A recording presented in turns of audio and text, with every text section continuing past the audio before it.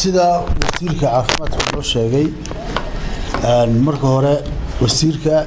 iyo agaasimaha guud ee wasaaradda iyo Dr. Shiine iyo tiimka la socdaba aad iyo aad baan uga mahadnaqaynaa ajiibida ay soo ajiibeen guddiga joogtada golaha wakiilada guddidu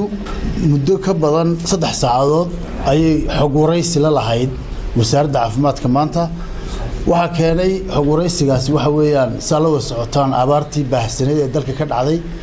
waxa ka dhashay cudurrada shuban biyoodku ka midka yahay sidoo kale waxa ka dhashay nafaqa darrada iyo jadeecada ka wasaaradda ahaan waxa ay ka qabteen iyo waxa ugu qorsheysan inay kaga hortagaan ayaa u badnayd xogaha guddidu ka wareysanaysa wasaaradda sidoo kale waxa ay guddidu wax ka weydiisay hay'adaha caalamiga ama kuwa UN-ta iyo kuwa aan UN-ta ahaynba iyo dawladaha kale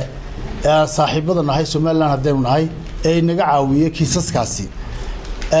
runtii si baaxad leh oo mug leh ayay noogu warameen waxaase aan u soo jeedinayaa kelmadna aan ku darsanayna nooga soo baxday warbixintan waxa weeyaan marka ay dhibaatooyinka noocan oo kale ah waddanka ka dhacaan ee ka qarxaan waxa loo baahan yahay xukuumaddu inay samayso gurmad qaran wasaaraddu itaalkeedii way oroday meel u harsan Soomaaliland oo aanay cag dhigin ma jirto oo xanuunadaas ka dilaaceen laakiin waxa ka maqan waxa weeyaan hantidii qaranka ee ay ku shaqayn lahayd tusaale ahaan sanduuqa kaydka qaranka la yiraahdo oo loogu talagalay masiibooyinka noocan oo kale markay dilaacaan waxa noo cadaatay wasaaradda wax ka soo gaadha haba yaraatay in aanay jirin waxaanu markaa ku baaqaynaa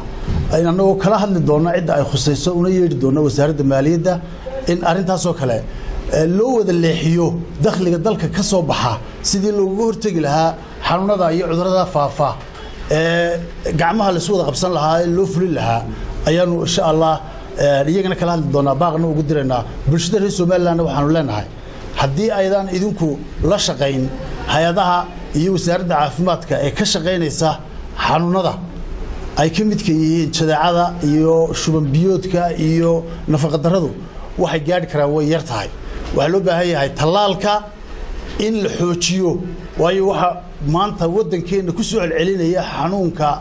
la yiraahdo jadeecada waxa weeyaan talaal la'aan caruurteena da'da yar 1 sano ilaa 5 sano waxa noo sheegtay wasaaraddu ama wasiirkuba noo sheegay in la soo wado qorshe loogu talagalay ilaa 15 jirka bulshada reer Soomaaliland in laga talaalo xanuunka jadeecada saasaynu kaga gudbi karnaa hadina gacmaha isku qabsan marka waxaan leenahay soo jeedinaynaa ka gol ahaan in talaalka la siiyo caruurta oo tashuushka iyo dacaayadaha laga shubayo ee ka soo horjeeda talaalka jadeecada